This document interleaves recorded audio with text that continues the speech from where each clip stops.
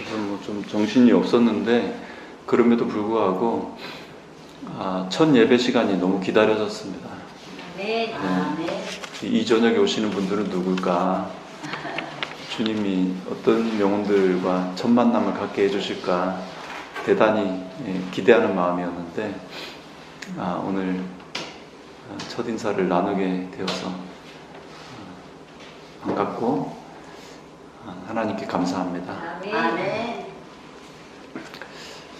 이제 어떻게 이 저녁 시간을 좋은 시간으로 보낼까 기도하는 마음이었는데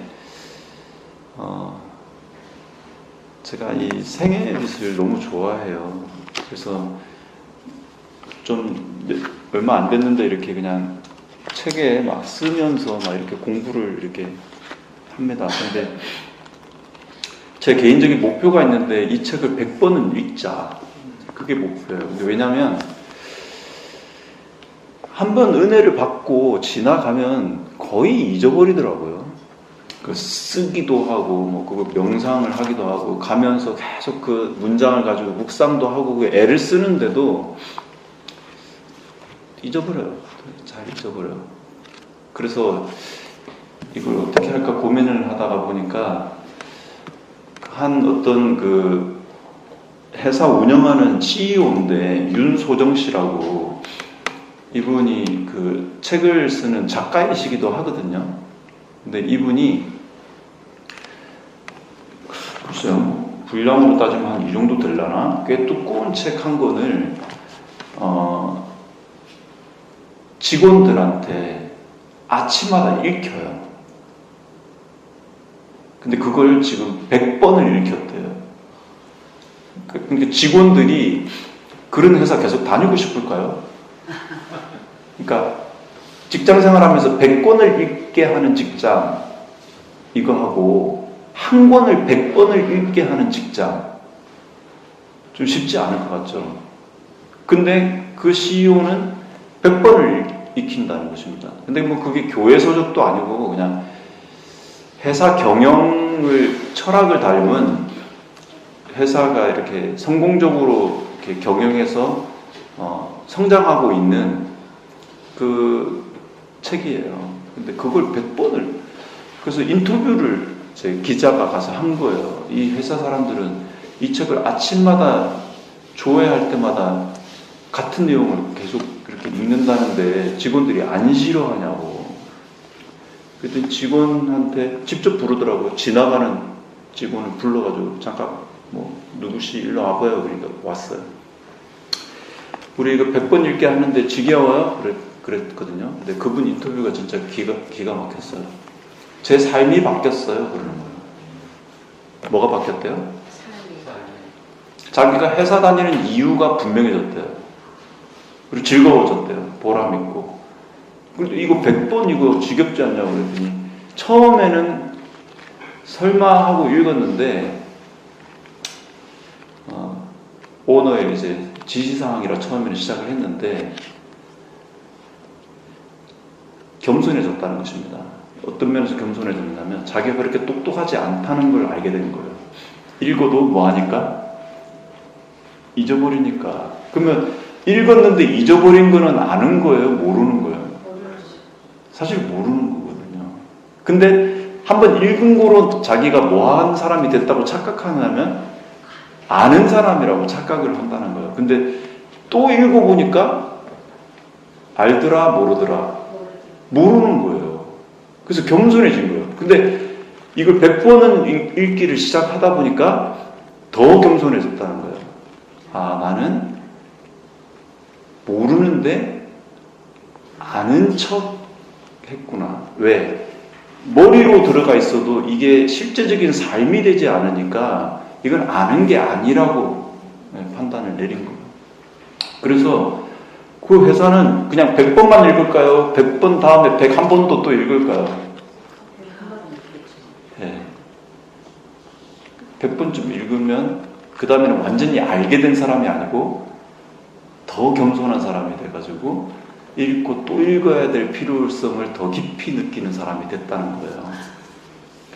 제가 그때 이후로 제가 이렇게 사랑하는 성경과 하나님이 선지자로 주신 종의 글을 내가 아나를 실제로 점검을 해봤어요. 근데 알까요? 잊어버렸을까요? 예?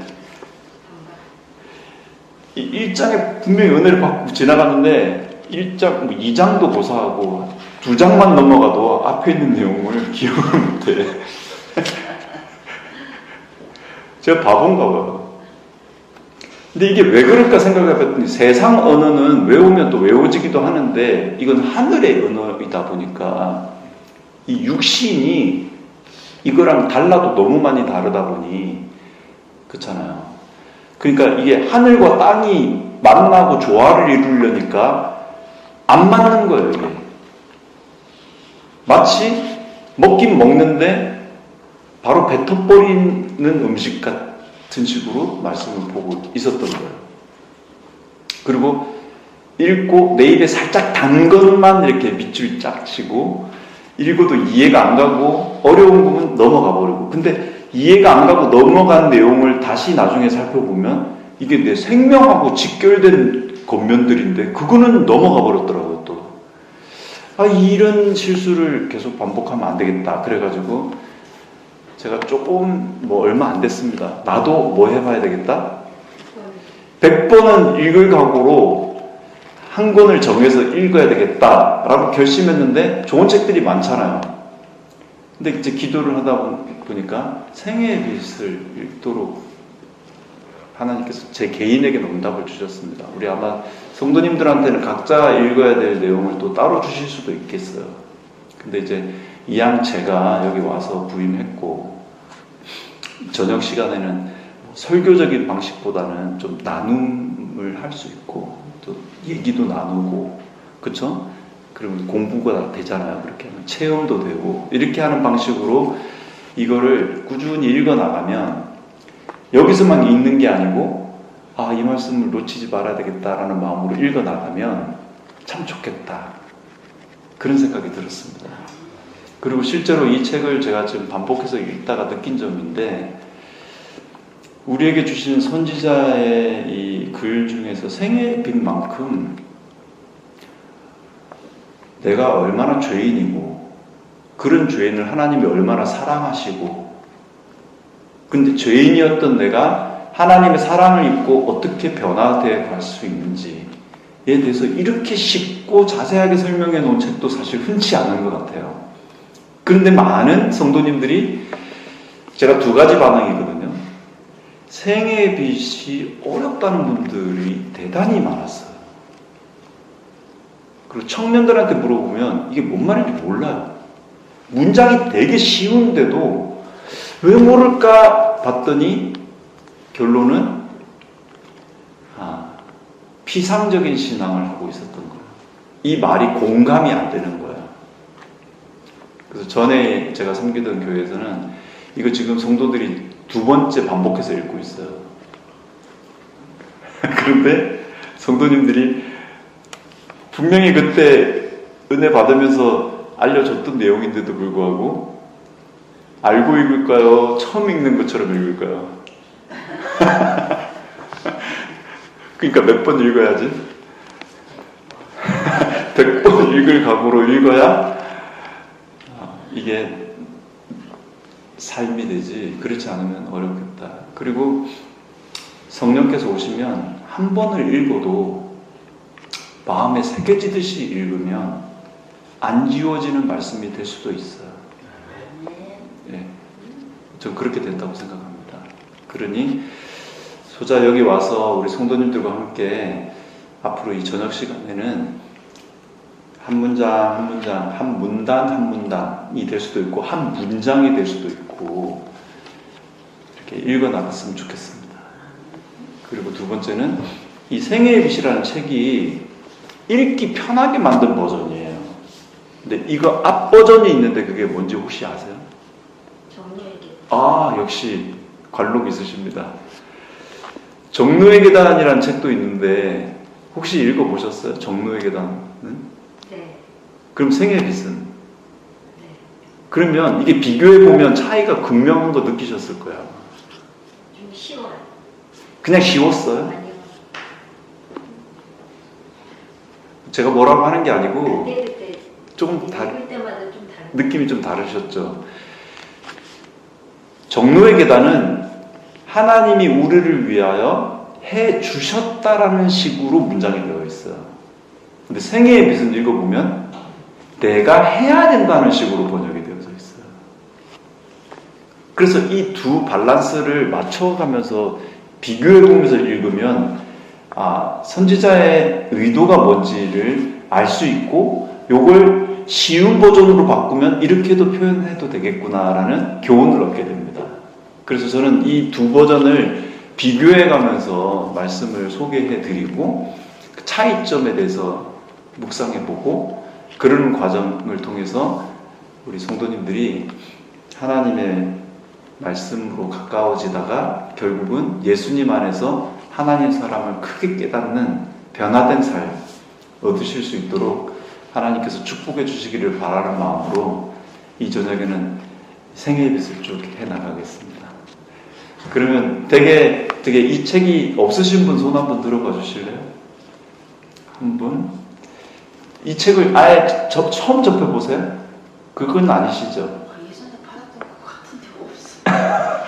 혹시 집사님 이런 책이 교회에 비치된 게 혹시 있나요? 그렇죠. 가정에도 없으신 분 계세요? 저는 그 책을 가정에도 있지만 예. 그걸 전하는데 굉장히 노력을 많이 했습니다. 예, 정말 장로님 열심히는 안 읽어도 예. 참 많은 사람에게 그 책을 전했습니다. 예. 하나님 은혜입니다. 잘하셨고요. 그래서 제가 구해올게요. 이 저녁에 오시는 분들을 위해서 선물을 제가 할게요. 그리고 이 책을 이 저녁에는 성경책과 함께 가지고 와가지고 이 내용과 성경을 연결해 가면서 그래서 빠른 속도로 안 할 거예요. 한 문장 한 문장 잘 묵상해 가면서 그것이 우리의 기도가 되고 찬양이 되는 방식으로 이 시간을 보내고자 하오니 그렇게 좀 기도하시고 기도하는 마음으로 와주시기를 부탁드립니다. 네, 감사합니다. 자, 오늘 이제 첫 시간이라 제가 말씀 내용 자체를 이제 한 말씀 소개해 드려야 될 것 같습니다.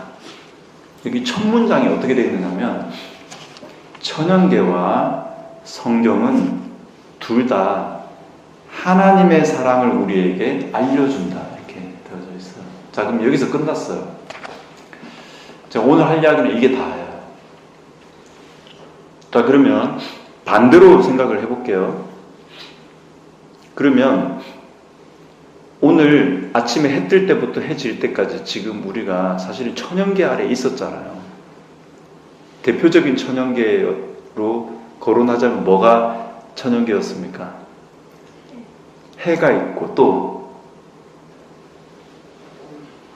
하늘이 있었고 또 눈에 보이는 것만, 안 보이는 건 좀 제외하고 나무 보셨습니까? 네, 나무도 봤고 또 풀이 있었습니까? 네, 또 감사합니다. 구름이 있었어요. 오늘 깨끗한 하늘이었던 것 같은데 그새 또 구름이 하나 지나갔나 보네요. 제가 놓친 구름 정말 아쉽습니다. 자, 그러면 천연계가 우리에게 이거를 알려준다고 말하고 있었어요.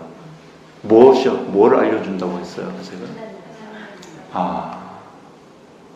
그러면 이 천연계는 하루 종일 뭘 위해서 존재했던 친구들이었어요? 나를 위해서 뭘 알려주려고? 하나님이 우리를 어떻게 사랑하시는지를 알려주고 싶어서 존재했던 것들이었죠. 근데 천연계로부터 하나님이 나를 사랑한다는 음성을 그것들 가운데서 하나라도 알려준 걸 듣고 배웠던 것이 혹시 오늘 있었나요? 느꼈던 적은 많아요. 느낀 것 같은데 무엇이었을까요? 엄청 궁금하네요. 근데 죄송한데 제가 목사인데도 불구하고 오늘 하나님께서 천연계를 통해서 하나님의 사랑을 알려주고 싶어서 그렇게 애를 썼는데도 불구하고 저는 오늘 이사하느라 천연계에서 들려오는 하나님이 나를 이렇게 사랑한다라고 하는 음성을 많이 못 들은 것 같아요. 그래서 속상해요. 그러니까 지나간 오늘 하루는 또 다시 돌아올까요? 안 돌아올까요? 예, 안 돌아오는 하루가 지나갔는데 천연계가 오늘 나에게 알려주고 싶어 했던 하나님의 사랑의 메시지를 하나라도 건진 겁니까? 못 건진 겁니까? 못 건진 거예요. 그러니까 좀 안타까워요. 두 번째, 성경도 똑같다는 거죠. 그렇죠? 이것도 지금 오늘 우리에게 뭐를 알려주고 싶어서 기록되어져 있다고요? 하나님이 누구시고 그분이 우리를 어떻게 사랑하시는지를 알려주고 싶어서 우리 앞에 존재한다고 했는데, 그러면 오늘 이 말씀에서 하나님이 나를 정말 사랑하시는지를 알려주시는 시간을 허락했나요? 네. 그러면 그 하나님의 사랑이 오늘 우리에게 알려주시고 싶어하는 그 성경의 음성을, 성경의 말씀 속에 있는 음성을 우리가 들었어야 됐겠죠. 네. 근데 오늘 현대인들은 너무나도 고자국에 살아가다 보니까 하나님께서 우리에게 들려주시고 싶은 사랑의 메시지를 소홀히 할 때도 있고 들어도 무시할 때도 있고,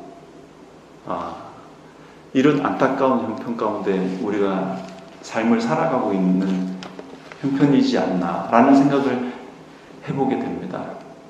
소자는 방배에 하나님께서 저를 왜 보내셨을까 생각해 봐요. 근데 제가 지금은 읽지 않겠지만 이 뒤에도 똑같이 천연계와 그 다음에 성경과 뭐 이런 내용들과 관련된 내용들을 다시 한번 반복하면서 10장에 하나님을 아는 지식이라는 챕터가 다시 나오거든요. 여기 보면 다시 복습이 되는데 그게 또 뭐가 나와 있느냐면 천연계 더하기 성경 더하기 또 하나 더 사용해서 하나님이 우리에게 자기 자신을 알리고 싶어 한다고 되어 있는데, 그게 극한 인간 결연을 통해서 그렇게 하시겠다 그랬어요. 그게 무슨 뜻입니까? 집사님과의 인간적 관계 속에서 뭘 발견할 수 있도록? 이분 보니까 하나님이 나를 뭐 알고 계시는구나?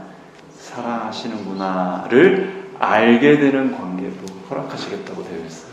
아멘. 그래서 저는 제가 여기서 뭔가를 나눠주고 교회를 성장시키고 저는 제 힘으로 뭔가 하려고 하는 그런 생각을, 죄송하지만 첫 단추부터 끼려고 생각 안 해요.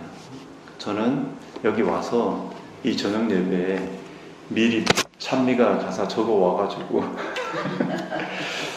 저의 불편함을 최소화시키려고 했던 이 작은 이타심 열심히 반주해 주시고, 제가 좀 느려지는 것 같으면 같이 느린 반주를 해주시고, 그쵸?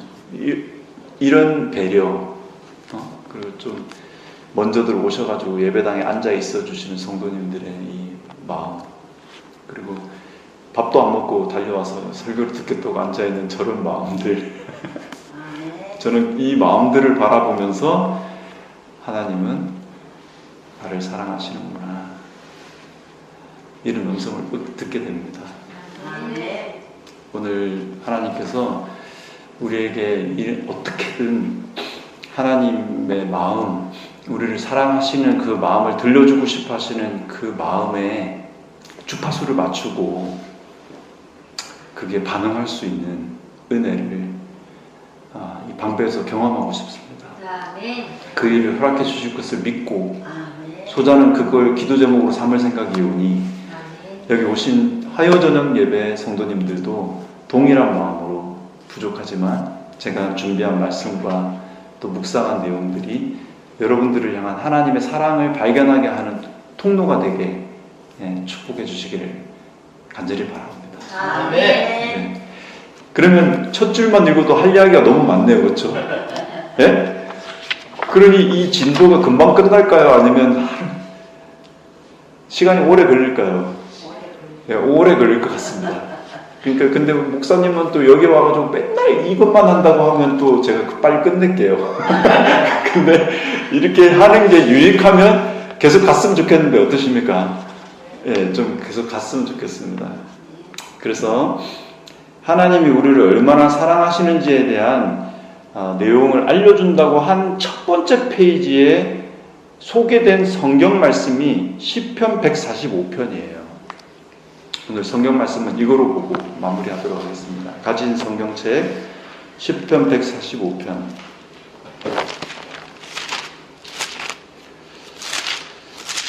자,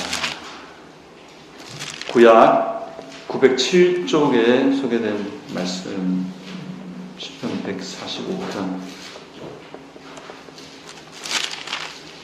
자, 제가 이 말씀 너무 좋아가지고 지금 다 읽고 싶은데 조금 선별해 볼게요. 그래도 시작하는 첫 절은 읽겠습니다. 자, 왕이신 나의 하나님 이렇게 되어 있습니다. 이게 다른 번역에 보면 나의 하나님, 나의 임금님 이렇게 불러놨어요.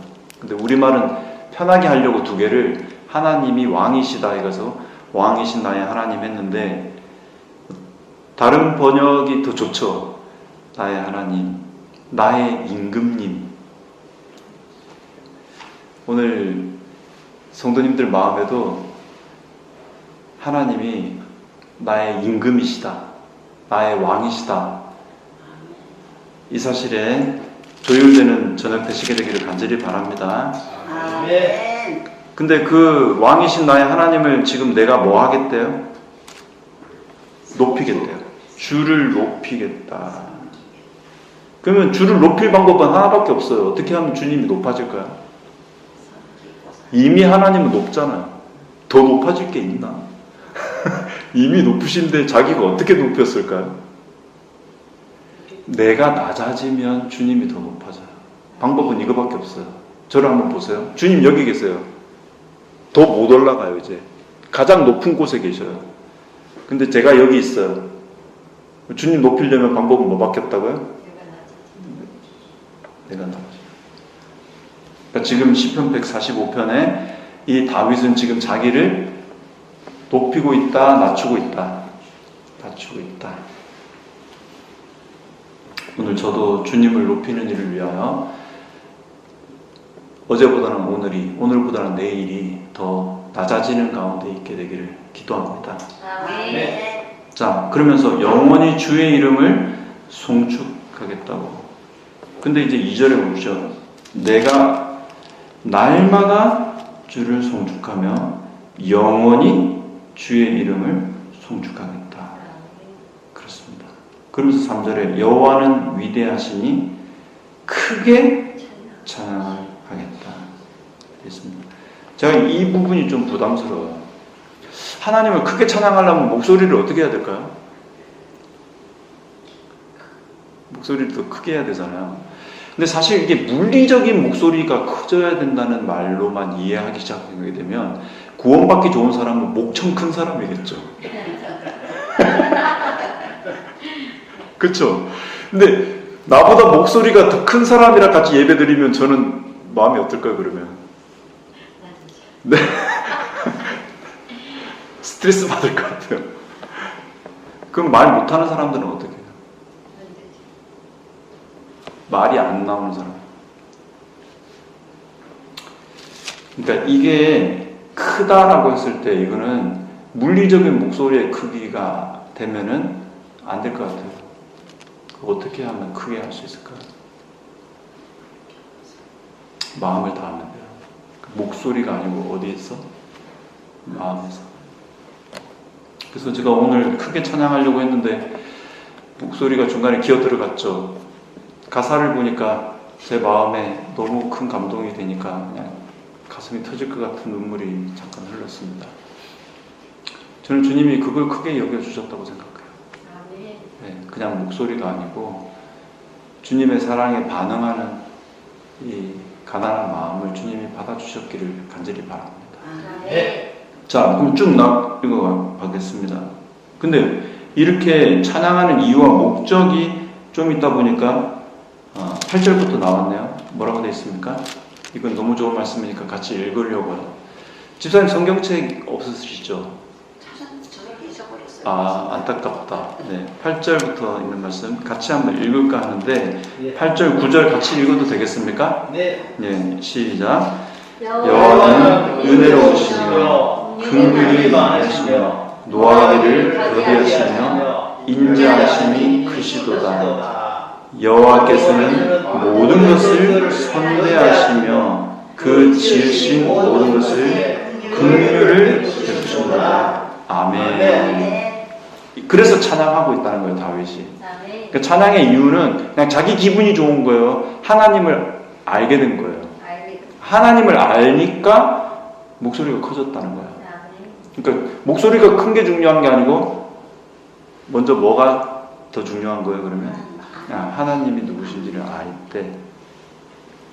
제가 여기 단어 하나는 너무너무 소중한 단어여가지고 지금 이 시간에 다 설명해드릴 겨를이 없습니다.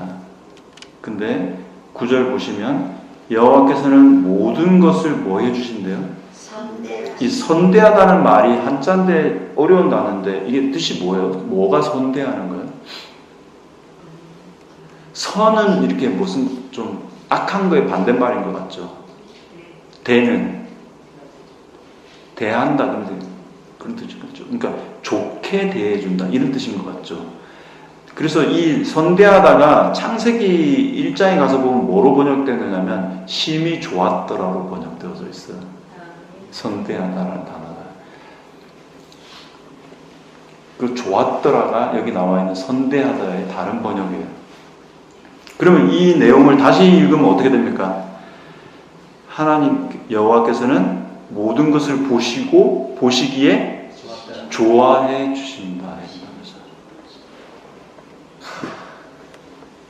집사님, 하나님이 집사님 보시고 심히 좋으시답니다. 감사합니다. 무슨 소리가 명랑하시네. 집사님, 하나님이 집사님 보고 심히 좋으시답니다. 어서 오세요. 자, 그러니까 하나님께서 모든 것을 뭐 해주신다? 예, 심히 좋아하신다. 왜 좋아해요, 근데? 뭐가 좋으신가요? 네, 맞아요. 뭐가 좋으실까요?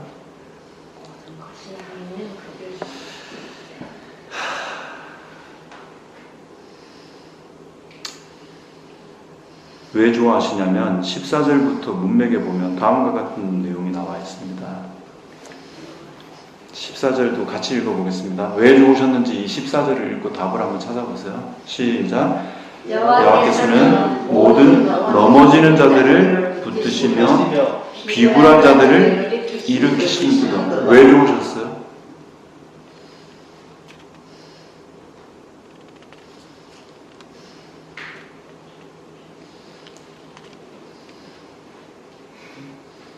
넘어져 있는데 비굴한데 이 비굴하다는 말의 뜻은 뭐냐면 몸을 구부리고 못 일어나는 상태를 이야기해요.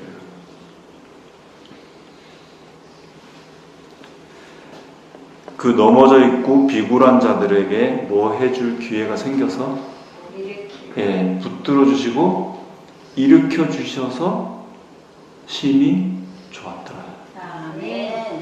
말도 안 되죠. 그러니까 다윗이 지금 어떤 상태인 거예요? 잘난 상태에 엎드려서 이렇게 하나님 앞에 몸도 못 들고 있는 상태예요. 엎드려서 그냥 누군가가 안 도와주면 대책이 없는 상태로 그렇게 엎드려 있는 자기를 누가 오셔가지고 하나님이 와서 붙들고 일으켜 세워주셨다. 그걸 하나님이 싫어하신다, 좋아하신다? 좋아하신다는 걸 경험한 것입니다. 그러면서 15절입니다. 그래서 모든 사람의 눈이 주를 뭐 할 수 있어요? 악망하며 주는 때를 따라 그들에게 먹을 것을 주시며 손을 펴사 모든 생물의 소원을 만족하게 한다 그래 돼 있죠. 근데 여러분 가진 성경책 앞에 모든 앞에 숫자 2가 조그맣게 써져 있는 성경책 가지고 계시죠? 김 집사님 거기 2에 난해주에 뭐라고 돼 있는지 한번 큰 소리로 대답해 보실래요? 여호와를 찬양하다. 아 그거 숫자 2라고 돼 있는 그 난해주 성경 모든 앞에 숫자 2 이렇게 돼 있지 않나요 혹시? 1 아닙니까? 1. 1. 아 여러분 성경에는 1이 돼 있어요? 예.